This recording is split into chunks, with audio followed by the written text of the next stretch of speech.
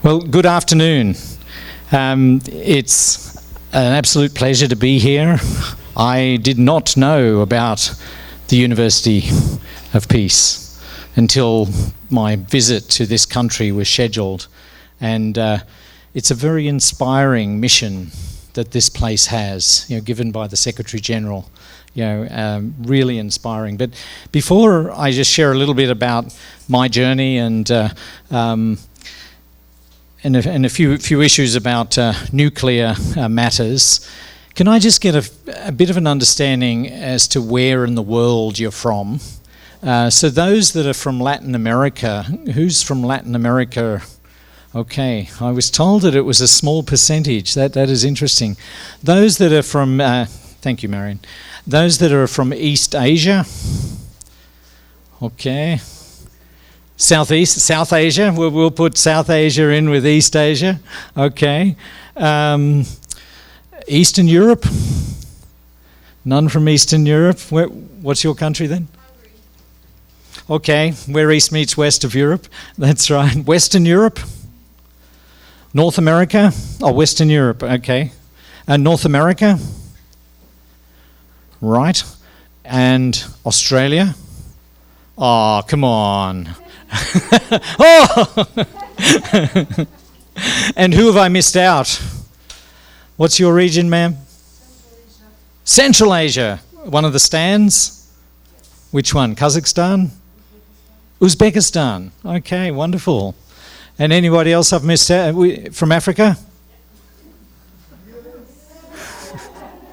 Which state in Africa? Namibia, from Windhoek? Haha, good man. That's great. Okay, anybody else I've missed? Nigeria, wonderful. Okay, that's great to get a feel from where you're at and where you're from, and that you're here. That's amazing. I'll just share a little bit about my journey, and because I'm basing my comments on the fact that you're a student here, is that you've chosen to be here, and there must be something that motivates you really strongly to do what you do and to study here. And for me, I grew up interested in natural history and decided at age 12 I wanted to be a research biologist. And my father said, well, that's great, son, you'll have to go to university, get a PhD, and then you might get a job. So I thought that was good enough. I'll go to university, got a PhD, and then on Monday started in a job, which was quite amazing. And so my career was very directed from a young age, which is a bit unusual.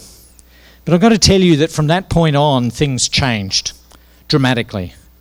And I spent 20 years in a research scientist in a research institute in Australia, studying all sorts of biological population ecology issues, and then 9/11 happened. And strangely, 9/11 changed my life. Now, a lot of people said that back 20 years ago, how 9/11 has changed their life. Well, for me, it's true. Is that in the research agency that I was in, the central government asked, we need somebody to help to come into the Prime Minister's department to coordinate science and technology for counterterrorism. And we're concerned about the biological threats, the chemical threats, the radiological and the nuclear threats. And I was asked by the head of our research agency, was I willing to do that? And I said, sure. And so I was loaned to the centre of government for 2 years and then to go back to the research agency. And at the end of 2 years, the Prime Minister's National Security Advisor came to me and said, Rob, you can't go. You have to stay. And the reason was that I could talk the language with the technical and scientific people and translate it into policy and political understanding. And that was missing amongst many of the people that had come up through the civil service, the public service. So I resigned after 20 years in the research agency. They created a senior executive position for me in the Prime Minister's department, and I stayed there for 7 years and ended up coordinating all of the nation's policy and operations to an extent on the whole of homeland security and border security. And I would pinch myself thinking, am I really doing this? The point in that story, to me, was it's good to have a dream and a vision. And I had that as a young guy, as a 12-year-old, that I wanted to be a research scientist. But the more important point is, never let your dream or vision limit you, because you could do far more than you could dream or imagine. And that is true for each of you. You've probably got a vision about why you're here and what you'd like to do and the difference you'd like to make. But my encouragement to you is, don't be limited by your dream or vision. You could do far more than you could dream or imagine. So I would love to be able to just wind time forward and find out in 20 and 30 years' time what each of you ends up doing and what impact you're going to have on this planet of ours. Because I'm sure it will be great, and it'll be in ways that you could never imagine. Just take risk, take opportunity, and let it happen. But the fact that you have taken risk and opportunity and come here shows that you've got what it takes to keep moving, and it may be into unexpected paths. So just that little glimpse of my background, and then over the last year and a half or so, I was elected to head one of the UN-related agencies, the Comprehensive Nuclear Test Ban Treaty Organization. It was a difficult election process, and now remember, I'm a scientist, right? I'm not a politician. I'm a scientist. And next thing, I'm a candidate in an election where I've got to get 2/3 of the countries of the world to vote for me to be able to get into that office. I tell you, it was the most challenging period of my life, that I've ever experienced from a moral and ethical point of view, and from an emotional and psychological wisdom point of view, to know what's the right path and how do you make decisions. Really challenging. But I'm ever so relieved and ever so honoured to now, having just finished my first 6 months as the head of the CTBTO, and I've got 2 of my staff here today that are travelling with me. It's such an honour and a privilege to be leading that organisation and to have wonderful staff. Maybe some of you will come and work in the Comprehensive Nuclear Test Ban Treaty Organisation. We do have internships that are possibilities for people to come and gain some experience. And we really do want bright, young people from diverse geographic regions. And if your gender is female and you're bright and young, I'm really, really interested, in seeing you come and swell the ranks of our organisation. We have a lot of scientific, technical people in our organisation, which is very male-dominated, and we really do need greater female perspective to be brought to bear on the organisation, how we operate, how we function, and the policies and the futures that we have to be grasping with. So be very, very keen to have those applications. Yes, ma'am.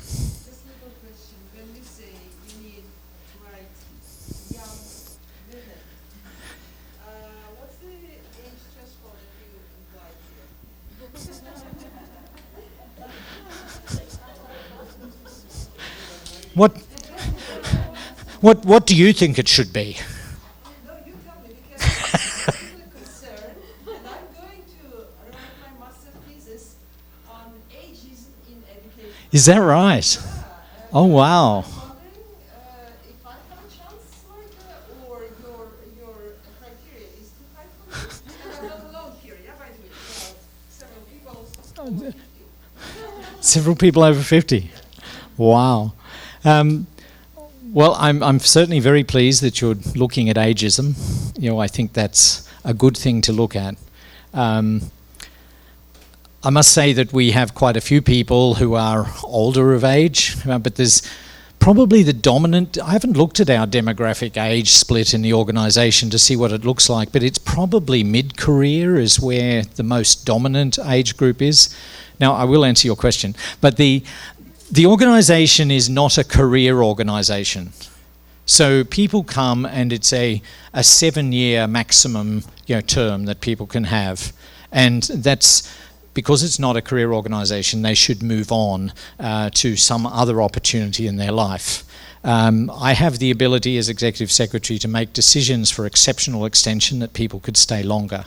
And that is something that we absolutely need in certain areas. But broadly, this means that there is churn, therefore there is opportunity. There is fresh ideas, there's fresh blood coming in all the time. My comment about youth and young, and I do appreciate you pulling me up on this. I must say that when I look at the shortlist after the selection process is assessed, I hope this is useful to you to know what it's like on the inside, doing recruitment and making decisions. But when I do the assessment of the shortlist that's been fully assessed for competence, and they're racked and stacked in order, of the competence assessment. So competence, number one, is assessed for every position. And I'll get a list of maybe 4 to 6 candidates. Then the next thing I look at is the column which is Mr., Ms., Mr., whatever. No, sorry. The first thing, after I've got this list, I do look at, is there a break point? If there's, say, after 3 of the candidates, there's a bit of a gap in their competency assessment before I get to the next 3, well then it might be hard for those in the bottom half of that list to be selected by me. But the next thing I look at is the gender. And I then see, is there any reason why I shouldn't choose the top-ranked female? It's as clear as that to me. The next column I look at is country of origin. And I have all of the data provided to me when I make these decisions of how many people from each country that are on the shortlist that we have in the organisation. So I can look then as, are we overrepresented, underrepresented by different countries, and be able to then have good geographic balance. The interesting thing is, even though I say bright young, I never look at the age. And I would have no idea how old they are. So, does that answer your question? It's not a criteria that is eliminating at all. But I am mindful that I do want young people to come in, because I want to have an organisation which is building for the future, which is actually gaining from the perspective of the generations that are to come. And I want it to be, friendly. One of the hardest things is getting that first opportunity, isn't it? How many times do people apply for jobs and get told, well, you haven't got experience or sufficient experience? And you think, that's why I applied for the job. That is so sad, but I love to be seeing this as an organisation which gives a chance. But I never look at it, the age, to tell.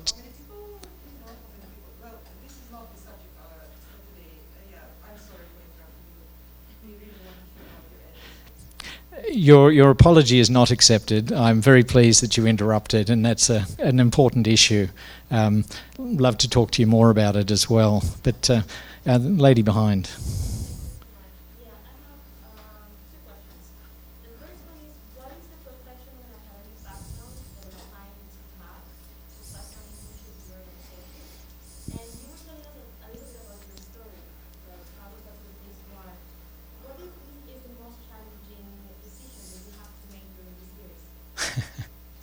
Right. Okay. I need to tell you a little bit more about the treaty and the organisation, then I can come back to your issue about what sort of skills and what sort of people are we after, and then remind me about your question about challenging decisions, and we'll get to that as well. So let me just tell you a little bit more, and then after I tell you a little bit more, I'd be really keen that we let this discussion go wherever you want it to go. That would be just great. So the treaty. the CTBT, as it's called now. You guys have you studied this in your curricula here at all? Do you do international treaties on WMD control? So you know what the CTBT is all about: setting up a comprehensive, legally binding and verifiable ban on nuclear testing. It is a courageous goal. It is a noble goal. It is the kind of goal that no sooner had the dust settled after the bombing of Hiroshima and Nagasaki that the world leaders saw that we need to put a stop to ever using these weapons again. And to get to that point, one of the things we need is a verifiable ban against testing. We absolutely need that. The CTBT was then the idea of diplomats for some time. But the diplomats couldn't make progress. The standoff between countries was such. And then for over a decade, scientists continued to meet and looked at how would you establish a verification system that could pick up a nuclear explosion anywhere, anytime around our planet. When the CTBT, or a comprehensive test ban, was first being thought of, it was probably not technically possible to establish such a verification system. But by the time that then things came together such that the diplomats were able to then advance the negotiation of the treaty, then the technical solutions of what would be required had actually come into reality, had come to pass. And so the scientists had worked out how many stations they would need around the world of different sorts of sensors to have adequate coverage of the whole planet so that we could pick up the signs of a test. So the sensors are seismic sensors detecting vibrations in the Earth's crust. They are hydroacoustic sensors listening to sounds in the ocean. They are infrasound sensors listening to sounds in the atmosphere. And then fourthly, they are sampling for radionuclides in the atmosphere, any evidence that there has been a nuclear explosion, and other particulates as well, and noble gases. So there's those three themes of data that come in. So the International Monitoring System, 337 facilities around the world, is now about 93% established. Because one of the jobs of my organisation is get the verification system in place so that when the treaty enters into force, that it can work and we can tell whether every state is sticking to its commitments or not. I'm so glad the treaty is written that way, that we have every responsibility to establish this network. And I've got to tell you, it's working. It's working already. It's working so much so that up until 1996, when the treaty was open for signature, from 1945 through to then, or maybe 1940, over 2,000 tests had taken place. 2,000. From 1996, when the treaty was open for signature and states started to sign on and then ratify, how many nuclear tests have taken place in the last 25 years? This is our 25th anniversary year this year. Less than a dozen. So you got that. 2,000 tests up until the treaty being open for signature, and now less than a dozen. And this millennium, only one country has tested. Now, our treaty has not entered into force. As you probably all understand, there is this Annex 2 list of states, and there are 8 countries in that Annex 2 list. I see this gentleman nodding strongly. He probably knows all about this. We've got to see those countries ratify the treaty so it can enter into force. And sometimes you will hear a narrative of failure about the treaty, that it's failed to enter into force, and so what good is that? I'd like to suggest to you the complete opposite narrative. The complete opposite narrative. This treaty is an outstanding success already, even though it has not entered into force. So much so that we have 186 almost countries that have signed the treaty. There's only 196 that tend to go. So it's almost universal in the signature support. I say 186 almost. I love my job, guys. I love my job. What did I do on Monday? Was it, Marion? Yes, it'd be Monday. What did I do on Monday? I visited with the Prime Minister of Dominica, a country of about 70,000 people. That's all. And the Prime Minister, after we talked, he declared to me, I have decided we will be signing the treaty. And we will ratify it, and we will give you a letter saying we're signing it before you leave the country today. I love decision makers. And so there in my presence, he said, we're in. And on Tuesday, he had a cabinet meeting, which actually then concluded the decision-making process. There's a little bit of administration still to be done, but it concluded the decision-making process to enable ratification. Dominica becomes the last state in the whole Latin American and Caribbean region of the world to ratify this treaty, such that the whole region, in a couple of weeks' time, are going to be signed on and ratified to this treaty. This is exciting stuff, as that you see states taking a stand and moving forward. So it's a radical, radical success in terms of universalization. And as I said to you before, it's a radical success because it sets up a monitoring system where we know whether anybody's testing. And it holds every country accountable already. Then people will say, but there's no legally binding ban. It's true. But if any country chooses to test today, I know what will happen next. Our sensors will pick up the signature. The states parties to our treaty will be given all of that data, and they will be able to conclude absolutely clearly that a nuclear test has taken place. There will be an outcry, and that country will find themselves before the Security Council. Absolutely clear and plain, right? If it had entered into force, you know what would happen?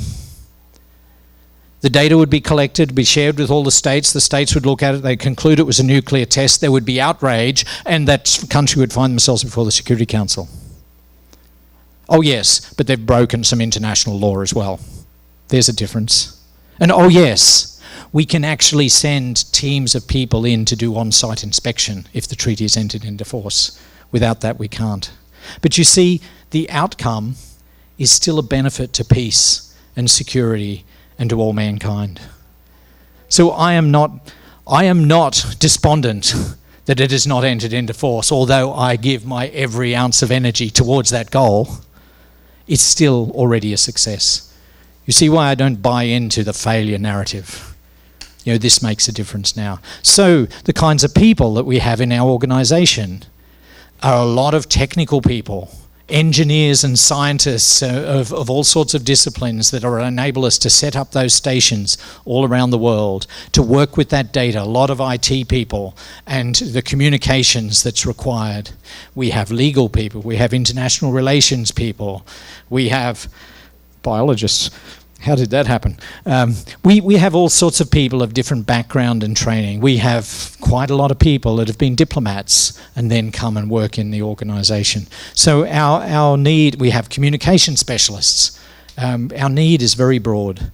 And so our website, you'll see all of the adverts of jobs that come up there. So there are many. It's not just technical, but there is a strong technical component to the organisation. We'll come back to the toughest decision in a moment, but I'll go to this gentleman. I have actually worked in information technology, and I'm also a lawyer. Information technology. I was wondering about one thing. I wholeheartedly am really wonderful to hear that the failure narrative, there's an alternative which is actually wonderful. But having said that, we already have nuclear fissile material which is almost capable of, like, as they say, in a very probable term, 70 times destroying the entire Earth. So what we are actually trying to test at the moment, if you look at all the P5, is not just the fissile material, but the delivery material. Like, instead of the warheads, what they are trying to test is can there be ICBMs, intercontinental ballistic missiles, now passing in So is the focus has shifted from actually the fissile material testing to the delivery mechanism? That's my first question. The second, of course, as far as the actual test on ground or under the water was concerned, we have already reached a stage where we can, on computer, we can test the detonation, when it comes to the fission, basically, the chain reaction that happens, U-235 and other isotopes that we're talking about. So that entire fission can actually be tested to understand how fast that can occur and what is the thermal impact of it. So we don't really require to go to the deserts or to the water acoustics that we talked about to really test it. We can actually have a completely simulated testing and almost 99.3% absolutely correct, physically tested versus so. So the whole focus seemed to have shifted, that's second. And third, the fact that we are already shifting from fission to fusion. We are not talking about U-235 and uranium, we are talking about hydrogen fusion material, which will have 6,000 times more energy material than we can have in a fission. So what is that area and how are we transcending that? So these are some of the questions. Right. Okay, thank you for those questions. The issue with nuclear weapons needs to be approached in a number of different ways.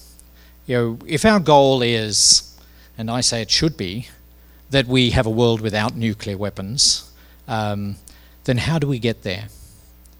So one of the things we don't want is more states to develop a nuclear weapon capability. And so the whole issue of horizontal proliferation. We do not want that to happen.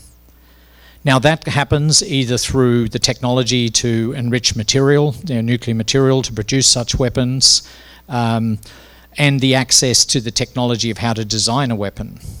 So the International Atomic Energy Agency puts in place nuclear safeguards to seek to pick that up, to be able to detect if there is any proliferation taking place. That is very important. Track the material, track the technology, and put in place, accountability measures to see that that movement is not happening. The debates and the negotiations that are going on about Iran is all about that issue of nuclear safeguards and preventing proliferation. So that's an essential issue, not my organisation's responsibility, and not my treaty's responsibility. That's an NPT-related, outworking. But that's essential. We must do that. But then countries may still develop the material or get access to the design or technology or develop the designs themselves. But I would differ from what you said in that it's almost inconceivable that any state without a nuclear weapon capability can successfully develop a nuclear weapon without testing. Almost inconceivable. If you're going to deploy this weapon, if you're the commander-in-chief of the military in your country and you're going to deploy this weapon and your people say, look, we've never tried it, but it looks good on the books and it looks good in our computer simulations. And when you deploy that thing, you're going to deploy it at a strategic time for maximum effect. And if you deploy it and it goes, you got a problem. And are you going to take that risk? And I would say for a country that has never used a weapon or developed a weapon and tested it, for them to do that is pretty close to inconceivable. Now, theoretically, possible, but pretty much inconceivable unless they've actually accessed somebody else's weapon and taken control of it and know how to use it. The other thing is for nuclear states that have weapons already, is that when you put a ban in place against testing, it will be incredibly difficult for them to develop whole new classes of nuclear weapons. Again, you've got to have absolute confidence that you can get the effect that you are after before you deploy such a weapon. So I see a ban having two effects. One is it really limits proliferation of weapons capability. The second, it puts a limit to enhanced weapon technologies, new types of weapons altogether. Small changes, yes, you could do with simulation and you can do with all kinds of modelling, etc. So that is important. The other issue that you mentioned was about the delivery methods. Having a nuclear device is one thing. Delivering it to target is another thing. And so missile technology is a very important part of that. And we see countries that tell us from time to time that they're testing a missile for satellite launch. It's always satellite launch. Good. It's a civil use. There's nothing illegal about that. Satellite launch, that's good. North Korea's missiles for some time were satellite launch. Now they don't bother, they just tell us what it's for. So that's another part of the technology, is that there's the device technology, but then there's the launch technology, the delivery vehicle, and all of those are critical elements. So we need to look at various different parts, and there's a missile technology regime that seeks to control the missile side of things as well. So all of these work together. If we have this grander vision of a world without nuclear weapons, we actually need multiple different parts of the verification system to be confident that every country is doing what they should be doing. You picture yourself as a nuclear possessor country, and you're going to commit to a treaty to reduce your stockpile down and down and down into zero. You'll be always looking over your shoulder at the other possessors and asking the question, are they really doing the same or not? That is a real challenge to a verification system, to have the confidence that that would work and that would be happening. I want to answer the lady's question up the back about what is the most difficult issue or question. What can you just say? Difficult challenge that I face? Sorry, the helicopter is interfering with my hearing, but the challenge is that I have to make, that I have already made, rather than the future. The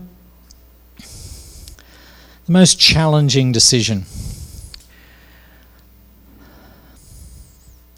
I know what it was in my previous job. In my previous job, I headed up the Safeguards Office for the Government of Australia. My most difficult decision and process that I had to work through was negotiating the nuclear cooperation agreement between Australia and India. It was a very vexed issue to be negotiating such an agreement with a country that was not in the NPT. There were strong political objectives, but there were actually strong non-proliferation objectives, and they all had to be managed. That to me was a huge challenge to work through, to stay true to my statutory responsibilities for non-proliferation in the Australian government, whilst having a government that had a keen interest in establishing the possibility of uranium sales to India. For me, in the current role I'm in, I've only been there 6 months, so I think my biggest challenges are still probably in front of me. But I tell you what I find most challenging is actually not the technical, because it's not me that's the technical expert. I'm not the chief technology officer for the CTBTO. I'm actually the chief executive. For me, the biggest challenge is more about people and more about culture and building an organisation that allows people to flourish in, that allows them to be their best in what they can bring to a job, that allows people with vision and aspiration to fulfil all of that they could possibly do within the confines of the mandate of this organisation. And feeling the weight as the chief executive that I influence that culture more than anybody else does. So I influence the ability for each person's workplace to be fulfilling, satisfying, effective and efficient. My desire is I want to see the CTBTO as the best possible place for people to work and to fulfill their aspirations. That's not easy, it's not simple, there is no unitary answer.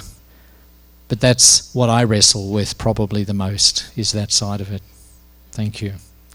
I can see that the moderator is moving fast. There's another hand up the back, and you can decide what you're going to do with that hand. We've asked the bus to wait 10 extra minutes, so we'll take your final question. And then, Dr. Floyd is such an amazing storyteller, and we're all wishing that we could be here another long while. So I'm going to very boldly say it with all these witnesses, in the hope that in the near future I can contact somebody in your staff, and maybe you will make a small space in your very busy schedule to have a virtual conversation with both these students and all the students that very unfortunately didn't get the opportunity to meet with you. And I will also follow up with the internship possibilities to pass that on to students, because I know so many students, both here and not here, were so interested in working with you. So we'll take your question, and then we'll ask Dr. Floyd to wrap up. So thank you very much for the opportunity of this conversation. And I think from the statistics that you gave us, in terms of the number of tests that have happened, Yep. And then after the establishment of the treaty, the fact that it's just one country that has done tests, and of course we all know that that one country is not Korea. Then you're also talking in terms of Dominica and how you by through diplomacy, you're able to bring them into the fold. So my question then is, what has the organization done, for instance, or their efforts to bring North Korea into the fold? Because I like to, hear some of those steps, some of those strategies, because it's a conversation that needs to take place, definitely. Yep. It can continue. This year alone, we know how many has happened. So I just. Thank you. And this year alone in North Korea, there have been no nuclear tests. There's been a heap of missile launches, which goes to your point about delivery systems.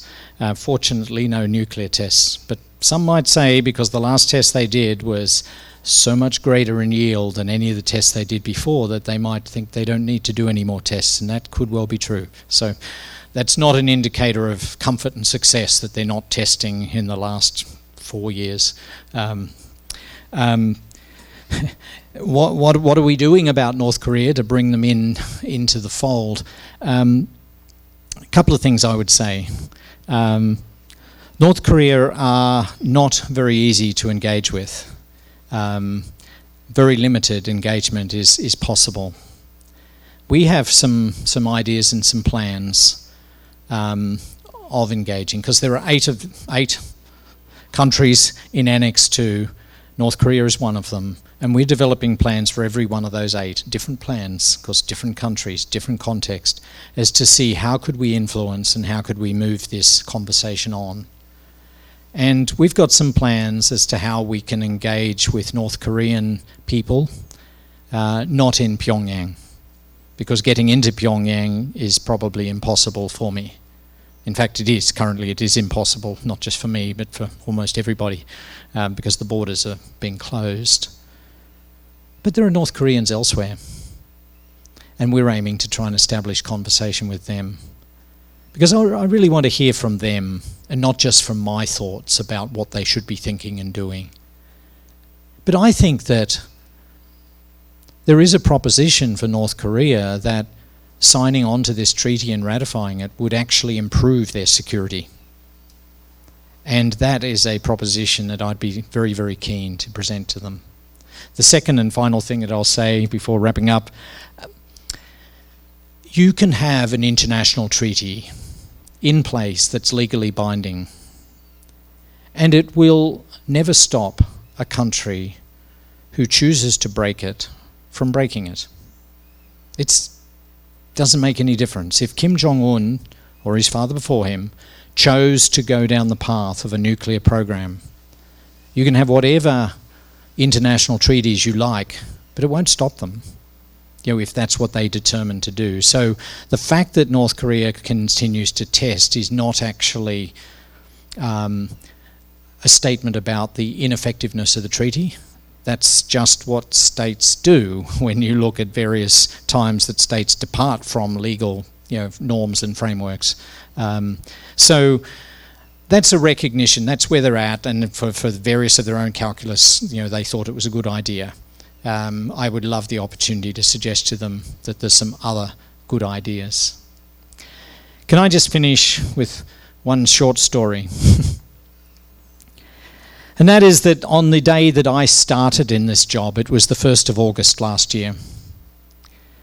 And so my wife and I, we'd moved from Australia to Vienna the week before, and I turn up in the office on the 2nd, because that was Monday, the 1st was a Sunday. I turned up in the office on the Monday. But before I went to the office, I had a video call with my granddaughter, my oldest grandchild back in Australia.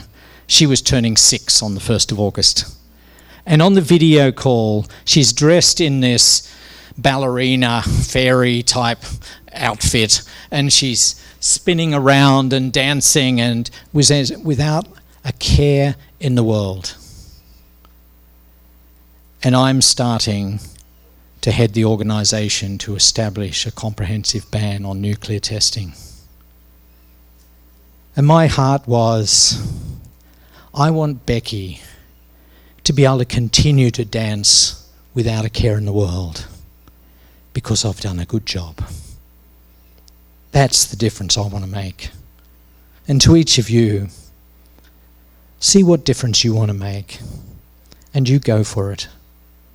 I may not achieve entry into force in my time as Executive Secretary, but I am going to make a difference for good, and so will each of you. Thank you.